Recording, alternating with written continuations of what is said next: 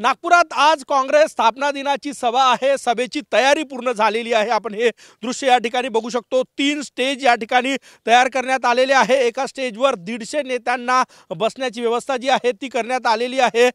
मधला जो स्टेज आहे त्या स्टेजवर मल्लिकार्जुन खरगे, सोनिया गांधी, प्रियंका गांधी, राहुल गांधी यासह ऑल इंडिया काँग्रेस कमिटीचे नेते बसणार आहे आणि जे देशभरातून नेते येणार आहेत त्यांच्यासाठी एक स्टेज आणि महाराष्ट्रातल्या MPCCच्या सदस्यांना बसण्यासाठी एक स्टेज, असे 3 स्टेज जे आहे ते या ठिकाणी उभारण्यात आलेले आहे। आणि आगामी लोकसभा निवडणुकीचं रणशिंग काँग्रेस याच संघभूमीतून फुंकणार आहे आणि त्याची तयारी जी आहे ती पूर्ण झालेली आहे। काँग्रेस देशभरात कुठेही सभा घेऊ शकली असती, परंतु नागपूरची निवड करण्यात आली आणि ती जाणीवपूर्वक करण्यात आली, कारण की स्वातंत्र्यपूर्व काळापासून नागपूर आणि काँग्रेसचं एक वेगळं नातं जे आहे ते या ठिकाणी असहकार चळवळीची चा नारा या नागपूरच्या भूमीतून देण्यात आला होता।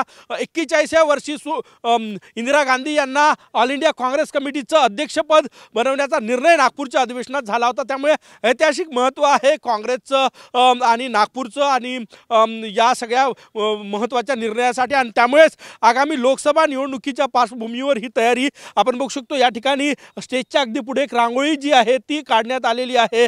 हाय तैयार हम असं या सभेला नाव देण्यात आलेलं आहे आणि ती रांगोळी जवळपास 6 ते 7 तासापासून या सगळ्या आर्टिस्ट जे आहे ते या ठिकाणी काढतायत।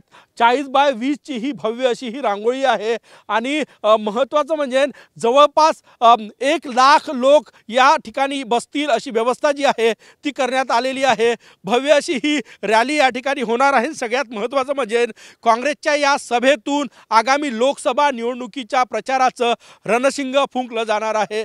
कॅमेरामॅन सचिन सयामसह गजानू माटे, TV9 मराठी, नागपूर।